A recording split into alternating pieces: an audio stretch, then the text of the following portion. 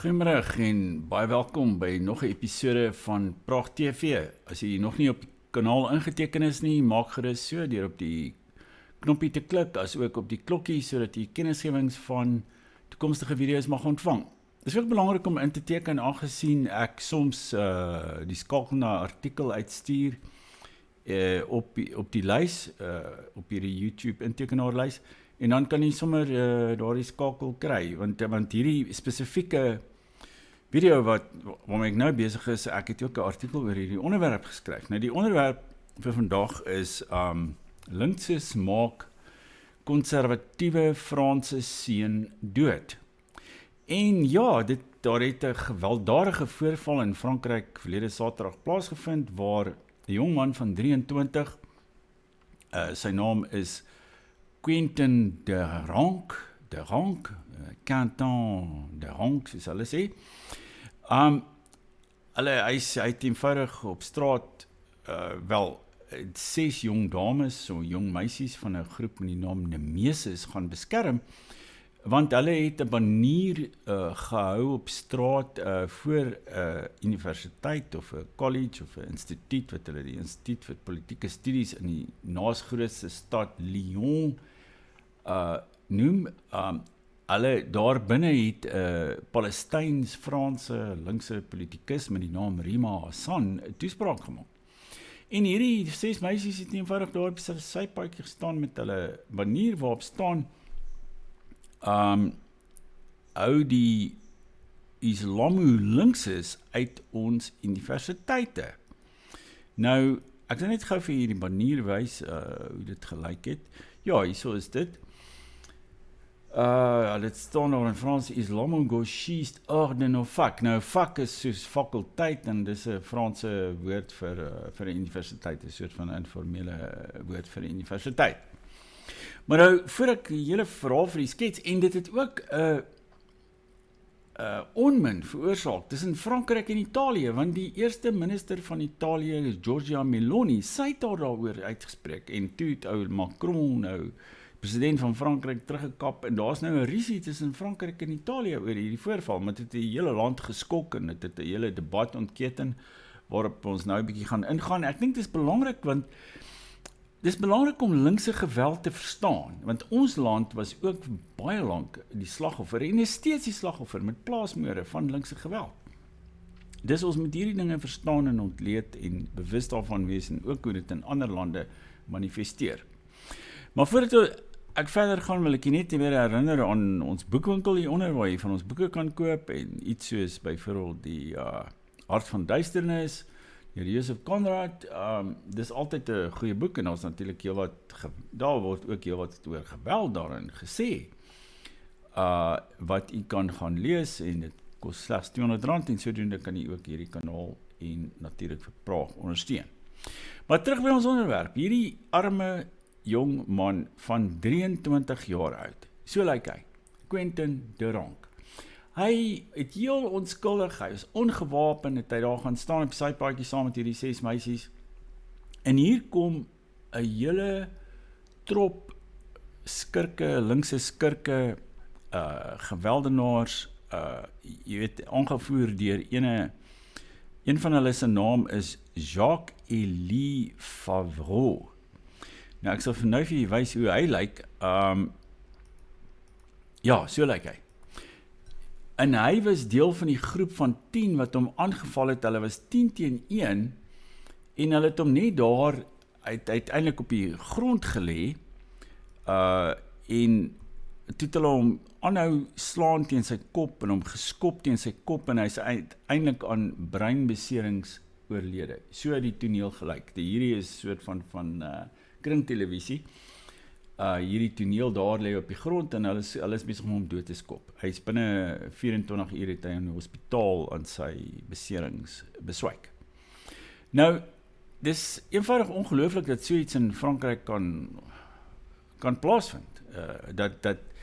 Frankryk is veronderstel om 'n westerse demokrasie te wees, waar almal vryheid van spraak het, en hierdie meisies het daar staan met hulle banier, en hierdie seun Quentin de Rank het daar gestaan met hulle gestaan om hulle bietjie te beskerm, want van hierdie linkse mans het die meisies ook begin slaan. Is dit nie ongelooflik nie? En toe, toe het hy nou gesterf en dit het 'n hele openbare debat in Frankryk ontketen. Macron het gesê, daar moet nou kalmte kom en iets van die aard en vorige president van Frankryk, François Hollande, hy het gesê dat politieke geweld het geen plek in Frankryk nie.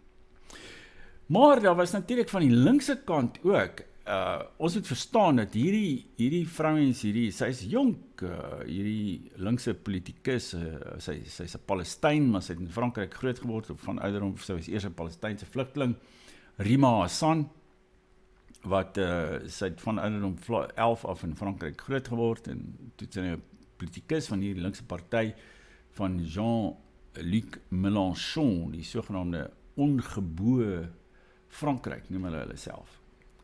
Die ononderworpe Frankryk. Maar hulle het nie 25% steun in Frankryk. 75% van die Franse kiesers stem na regs, of sentrum regs, of natuurlik meer patrioties regs, en natuurlik is Jordan Bardella, wat volgende jaar die presidentskandidaat van die RN gaan wees, van Marine Le Pen se party. Hy loop tans voor met 56% van die kiesersteun in die meningspeilings. En dit alles is die agtergrond waarteen hierdie linkse geweld nou plaasgevind het.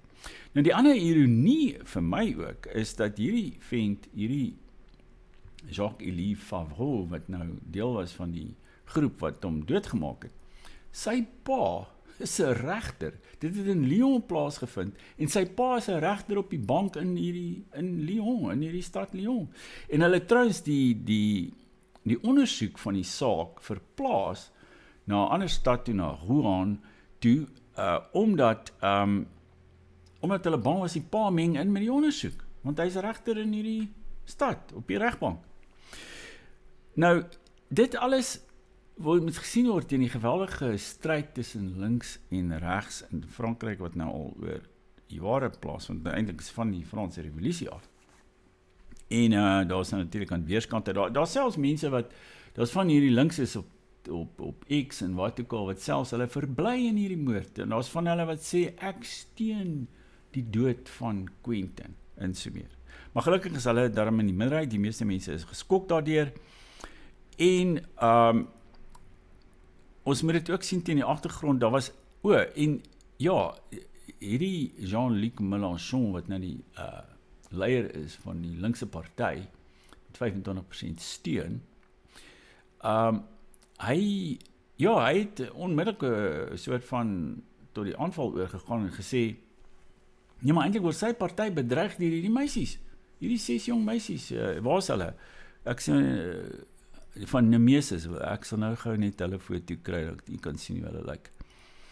Waar het ek hulle nou gesê, geplaas? Nee, dis nie hulle nie. Ons kyk gou.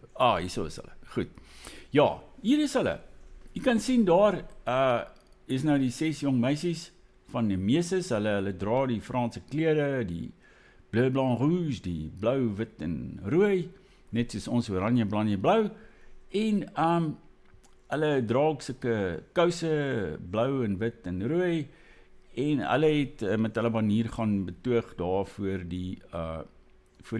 die universiteit waar die toespraak van Rima Hassan gehou is.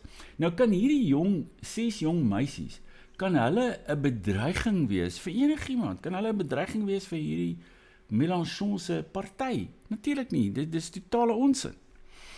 Maar toe daar nou allerlei debatte plaasgevind, natuurlik in die pers en wat ook al, en daar word nou gesê dat dit is eintlik 'n reaksie. Hierdie linkse geweld en die moord op Quentin is 'n reaksie van die linkses op regse geweld. Maar daar is ook 'n lys in Frankryk van mense wat gevaarlik is, hulle noem dit die S-leer. Die fichier S noem hulle dit in Frans. Die S-leer, en daar's 3000 gevaarlike linkses gelys op in Frankryk. Maar daar's net 1200 regses gelys. En waarskynlik van die regses is nie eens gevaarlik nie, want daar's mense, ek gaan nou 'n bietjie oor haar ook praat, daar's mense soos hierdie meisie, sy is ook jonk en haar 20 jare en wat ek al, haar naam is, Thaïs Descuffon.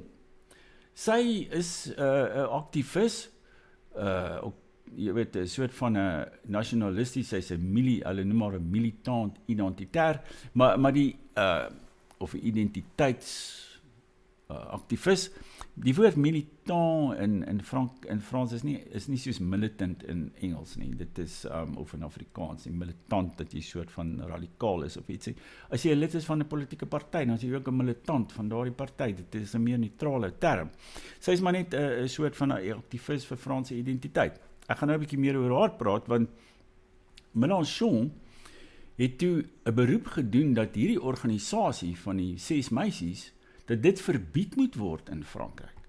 Nou toevallig die organisasie van Thaïs Descuffon, sy was die woordvoerder daarvan, hulle naam was Génération Identitaire, die identitaire geslag. Hulle organisasie is verbied deur die staat. Waarom weet nigter, want hulle het geen wette oortree nie, niks van die aard. Hulle het wel op 'n stadium 'n betoging gehou in Parys, waar hierdie met 'n banier teen 'n gebou daar aan die Republiekplein, waar ek het eers al naby gewoon in Frankryk. En hierso is die banier teen die dak van die gebou waarop staan Justice pour les victimes du racisme anti-blanc, geregtigheid vir die slagoffers van anti-blanke rasisme. Nou, as gevolg van daai slagspreuk, dat hulle gekant is teen anti-blanke rasisme, het die staat toe gegaan en hulle verbied.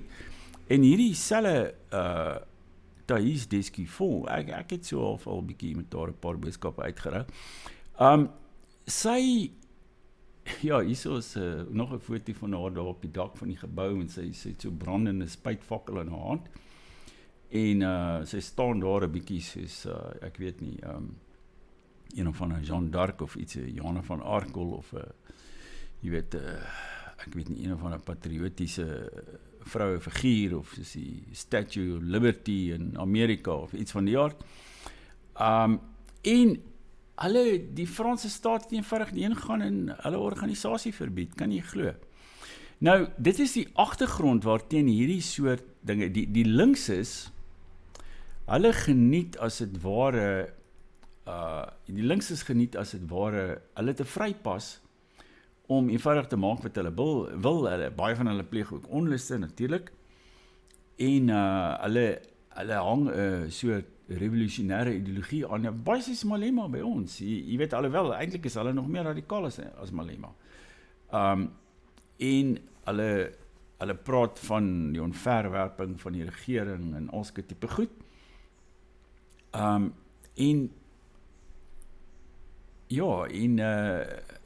Maar aan die ander kant van die spektrum word die regses, as hulle net so 'n bietjie iets verkeerd sê of sogenaamde haatspraak pleeg, as jy sê, praat van anti-blanke rasisme, dan is dit haatspraak, dan word hulle verbied. Nou, Macron het daar het nou ook 'n baie interessante ding gebeur.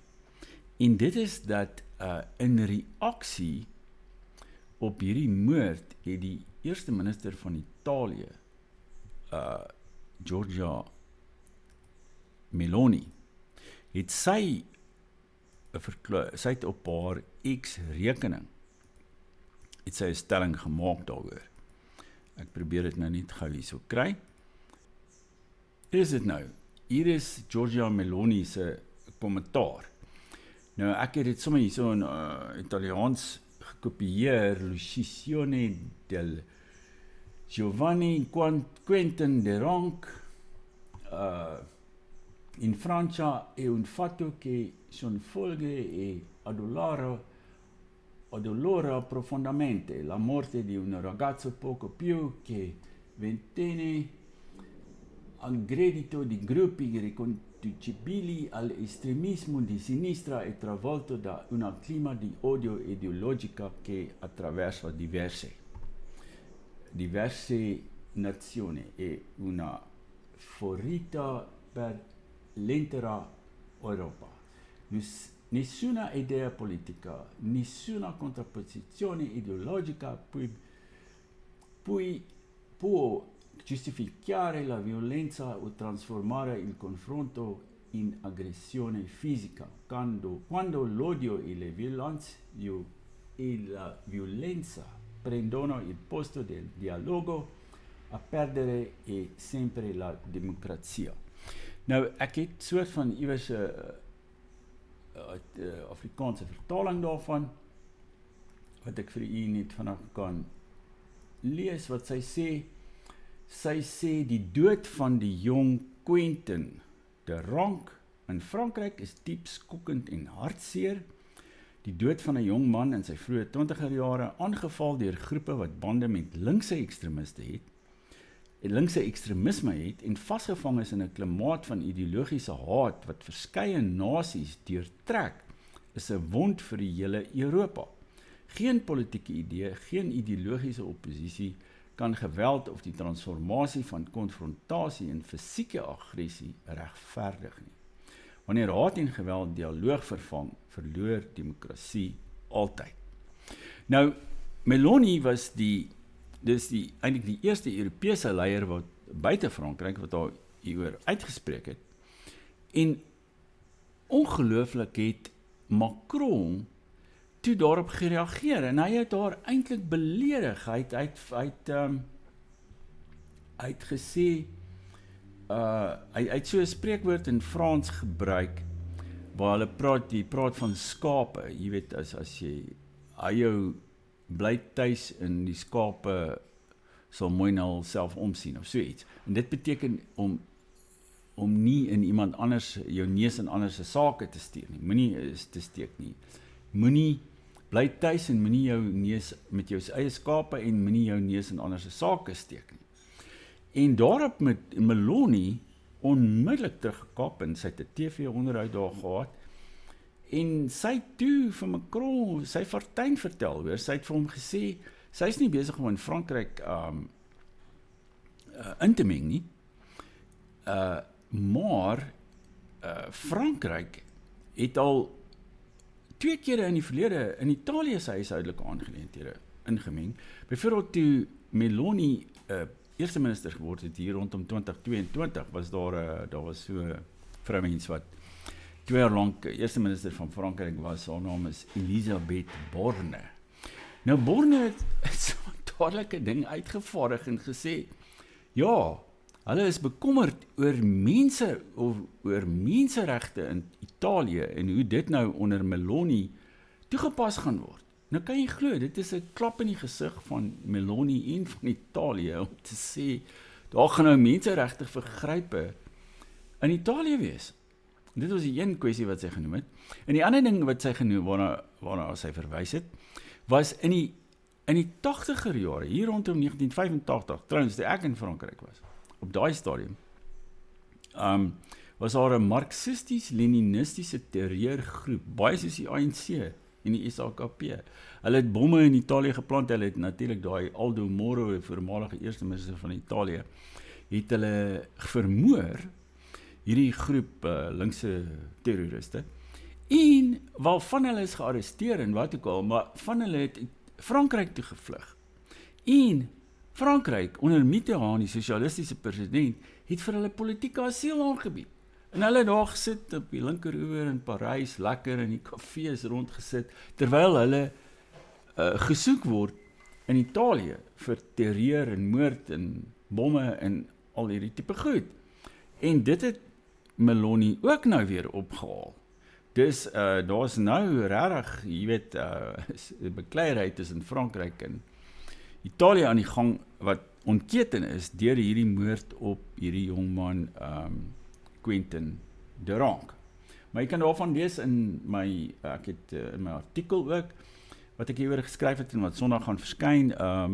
Ek sal ook die skakel plaas na ons ons Substack en dit sal daar ook verskyn en dan kan u dit daar sal lees, so teken in op die kanaal en dan sal jy die boodskap kry met die skakel of kyk maar net na die Substack Sondag en dan sal jy dit daar kan lees. Maar nou dit is alles nogal heel interessante ontwending en natuurlik is ek sal nou ook vir julle wys, daar was een van die TV-debatte wat plaasgevind het op die openbare televisie in Frankryk waar 'n klomp links is ook, waaraan 'n klomp links ook deelgeneem het.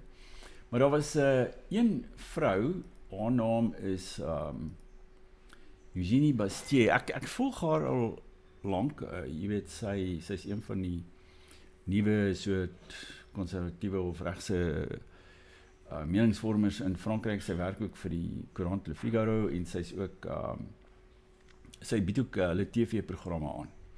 Nou, ek sal sommer dit nou op die skerm gooi hierso, dan kan ons gou hoor net kyk wat het sy daar te sê. Ja, kom ons kyk gou daar. Ja, goed, hier is haar 'n kommentaar. Hierso is so 'n dingetjie, show translation. Hier is nou in Frans, l'antifascisme est-il juste une réaction à la violence d'extrême droite? Sur le plateau de ce soir, je rappelais que non, les antifascistes ne sont pas les nouveaux fascistes. En so meer, maar ek wys gou vir hier, ongelukkig is dit nou in Engels en nie Afrikaans nie, maar hierdie is nou Firefox en hy vertaal nie so lekker na Afrikaans nie. Is anti-fascism just a reaction to far-right violence? On the set of C'est ce soir, I pointed out that no, anti-fascists are not the new fascists, and that there is an intrinsic far-left violence. The guillotine was running at full speed a century before Mussolini. Reaction on set, that was Republican violence. Nou, ons kan sommer nou net 'n bietjie gevoel te gee. Nou, ek dink sy het 'n baie belangrike argument daar, want sy sê natuurlik onder andere dat, ja, sy is ook op die plasing self, dat, ja, daar was linkse geweld 120 jaar tydens die Franse revolusie, 120 jaar voordat Mussolini diktator van Italië geword het. En dis natuurlik waar die woord van fascisme vandaan kom, van Mussolini's fascistiese party. Ja, en interessant ook, en toe ek was in Frankryk was ook in 1989 toe hulle die 200-jarige viering gehad het van die Franse revolusie. Het Mitterrand, wat toe die sosialistiese president was, natuurlik het hy gesê, wel, hy het hulle verbied om die een figuur wat nie vertoon is op TV of oral, jy weet, tydens die seremonie en wat ook al nie, was 'n Robespierre, en hy was hierdie gewelddadige revolusionêre figuur tydens die Franse revolusie wat mense net voor die voet doodgemaak het en natuurlik die guillotine wat die adellikes se koppe afgekap het en alles. En dit was die begin van die linkse geweld en dit het nog nooit opgehou nie, reg deur die Russiese revolusie en ook hier by ons in Suid-Afrika. Hierdie hele bestel het ontstaan. Hierdie hele ANC bestel het ontstaan as gevolg van linkse geweld en terreur en die regverdiging, hulle regverdig linkse geweld deur te sê, nee maar, die regs is het eerste geweld teen ons gepleeg. Daar was eerst 'n Sharpeville en toe moet ons bomme plant. Maar Sharpeville was net 'n ongeluk geweest, of dit was net 'n normale reaksie van die polisie teen hierdie mense wat op hulle afgestorm het. So sy het 'n baie belangrike argument daar en sy is ook baie sarkasties as sy sê, nou natuurlik, een van hierdie links is op die TV-stel sê, ja, maar die Franse revolusie was eintlik republikeinse geweld. Met ander woorde, mens kan het regverdig. En toe sê sy so sarkasties, magnifiek. Maar nou ja, dit is die soort situasie waarin Frankryk hom tans bevind. Ek dink, en op die vooraand, nou daar gaan munisipale verkiesings wees, volgende maand in Maart. Natuurlik die hoofstad Parys is links, die mense daar stem links en ons kan nie veel daar verwag nie, maar in baie ander stede gaan daar verseker konservatiewe burgemeesters wees en aanstaande jaar gaan alle aanleidings dui daarop dat Jordan Bardella, die kandidaat van die RN van Marine Le Pen se party, gaan president van Frankryk word. Hy geniet 56% steun en dit gaan 'n hele omwenteling in hele Europa veroorsaak en Bardella is natuurlik half Italiaans ook. Hy praat ook vlot Italiaans. Ek het hom al gehoor dat hy was op besoek in Italië en hy het daar 'n toespraak gelewer in vlot Italiaans. So hy en Meloni gaan baie goed met mekaar klaarkom. En teen die agtergrond nou van hierdie soort polemiek wat oor hierdie jongman wat vermoor is tussen Frankryk en Italië, dink ek kan 'n mens voorspel dat Frankryk en Italië nader aan mekaar gaan groei. Van aanstaande jaar af is daar 'n nuwe Franse president, 'n regse president is, en half Italiaans daarbey, en Frankryk en Italië gaan 'n hele magsblok vorm in Europa, en hulle gaan die Duitsers begin rondstoot ook, want Frankryk en Italië saam is natuurlik groter as Duitsland, meer mense, groter, jy weet, ekonomie selfs, en hulle gaan vir Duitsland begin vertel hoe dinge in Europa gedoen moet word. En in elk geval in Duitsland is daar ook natuurlik van die meer konservatiewe partye van die AfD en so meer wat besig is om opgang te maak. Dus ek dink en dit is ook iets wat Eugénie Bastier sê, is dat hierdie geweld van die links is juis omdat hulle besef dat hulle nie meer 'n katse kan staan by die stembus nie. Hulle het slegs 25% steun. Daar's geen manier waarop hulle ooit weer in bewind gaan kom in Frankryk nie. Nie soos in die 80er jare of na die Tweede Wêreldoorlog was daar so half jy weet, 'n half kommunistiese regering wat saam met sosialiste geregeer het. Selfs onder Mitterrand toe ek daar was. Mitterrand het aanvanklik in die vroeë 80er jare het hy saam met die kommunistiese party regeer en toe uiteindelik net alleen. Niet sosialisties, maar dit gaan nooit weer, nie binne hierdie geslag gaan daar weer 'n linkse regering in Frankryk wees nie, waar Macron hel so half nou links oor, maar sy dopie is ook geklink, hy is die mees ongewilde president in die geskiedenis van Frankryk. Ek dink hy het net op die oomblik iets soos, ek weet nie, 16% steun of iets, en daar's 79% van die Franse kiesers wat 'n ongunstige mening oor hom koester. Dus hy is heeltemal uit. Wel, hy is in elk geval sy tweede termyn, so hy mag nie meer president word nie, en daar's niemand anders om hom te vervang nie, aan daardie soort van sentrum linkse kant nie. Dus vir ons het dit ook allerlei implikasies, maar ek dink, as ons nou kyk na hoe veglustig baie van hierdie konservatiewe meningsvormers in Frankryk en hierdie 6 meisies en hierdie Thais Descuffon en Eugénie Bastier en almal, jy weet, ek dink ons moet in Suid-Afrika, die Afrikaner, moet ook baie harder en meer intellektueel en kragtadig argumenteer teen die linkses en teen linkse geweld en ook hierdie bestel wat vanweë linkse geweld tot stand gekom het. Dit is alles dinge wat van radikaal en van die grond af gekritiseer moet word. En ons het 'n goeie voorbeeld daar in die soort debat wat nou woed daar in Frankryk. En ek dink ons moet een of ander soort van 'n studiegroep of iets begin vir jong mense ook, dat hulle kan, jy weet, dat hulle ook behoorlik ingelig kan raak en belese en dat hulle argumente kan voer en jy weet, ook uitgesproke kan wees oor hierdie tipe kwessies en dat hulle ook baie sterk moet uitlaat teen alle vorme van linkse geweld en plaasmoorde en jy weet, ook die verbale aanvalle op Afrikaners wat daar in Suid-Afrika gevoer word, die hele tyd. Die soort propaganda ook van links, by al hierdie universiteite, veral die Engelse universiteite, of die voormalige Engelse universiteite, want deesdae is al die universiteite natuurlik Engels, hulle is die gedurig besig om ons te beswadder en besig om ons te verguis en, jy weet, ons uit te maak vir uitvaagsels en eintlik dat ons die geweld teen ons verdien. Ons verdien plaasmoorde, ons verdien om doodgemaak te word. Dit skryf hierdie verdomde Engelse linkses in Suid-Afrika feitelik week na week. En daarteen moet ons baie sterk uitspreek. Nou ja, as jy tot hier geluister het, wel, jy kan ook nou die artikel gaan lees wat ek hieroor geskryf het, wat Sondag aan verskyn, ek gaan die skakel hier onder plaas, dit gaan nie nou daar verskyn nie, maar eers Sondag, na die Substack, en kyk maar uit daarvoor elders, op ander webblaaie, En dan volgende keer dan maak ons weer so en koop gerus een van ons boeke as jy daarna voel. Tot volgende keer, totsiens.